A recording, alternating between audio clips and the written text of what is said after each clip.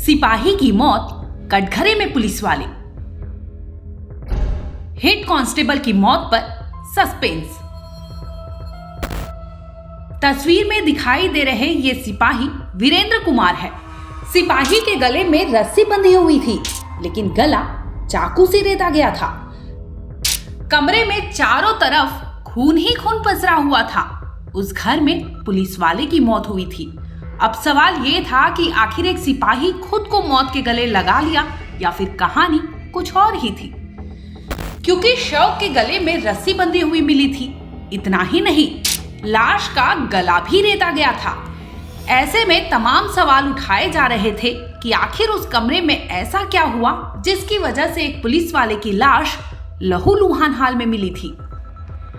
एक और लोग फादर्स डे मना रहे थे, तो दूसरी ओर यूपी के जालौन में एक पिता अपनी जिंदगी से जंग लड़ रहा था।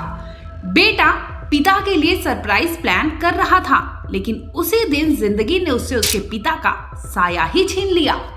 यूपी के जालौन के थाने में तैनात इस सिपाही का शव संदिग्ध अवस्था में उनके ही घर से बरामद हुआ था।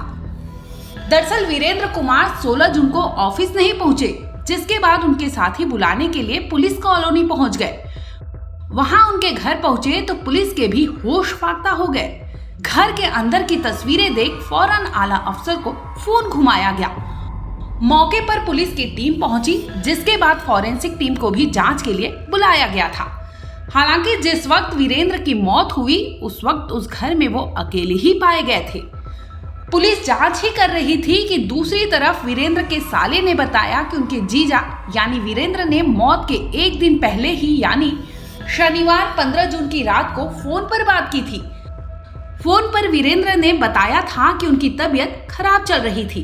थाने में मौजूद कुछ लोग उन्हें मारना भी चाहते थे। हाल फिलहाल में पुलिस थाने में उनसे कुछ झगड़ा भी हुआ था, लेकिन किस बात पर झगड़ा हुआ ये फोन पर नहीं बताया था। रविवार 16 जून को सुबह 4 बजे वीरेंद्र की आखिरी बार बेटे से फोन पर बातचीत भी हुई थी, लेकिन इसके बाद से फोन लगातार स्विच ऑफ हो गया था। परिवार की माने तो सुबह 10 बजे इंस्पेक्टर ने फोन पर बताया था कि वीरेंद्र की हालत खराब है, आप लोग फौरन आ जाइए। जिसके बाद आनन फानन में परिवार वाले कानपुर से जालौन के लिए निकल पड़े थे। जब बीच रास्ते परिवार ने पुलिस वाले से दोबारा फोन पर पूछा तो उन्होंने बताया कि वीरेंद्र की मौत हो चुकी है। वैसे परिवार की माने तो उनका कहना था कि लाश की हालत देखकर उन्हें लग रहा था कि मर्डर हुआ था, क्योंकि वीरेंद्र की लाश घर के बाहर पड़ी हुई थी। हालांकि पुलिस का मानना है कि सिपाही ने खुद से मौत को गले लगाया होगा, जिसकी वजह से उसने पहले गले में फंदा लगाया, लेकिन रस्सी के टूट जाने की वजह से चाकू से गर्दन ही काट ली थी। शरीर से अधिक खून बह जाने की वजह से मौके पर ही सिपाही की मौत हो गई थी। फिलहाल पुलिस इस मामले की तहकीकात में जुटी हुई है।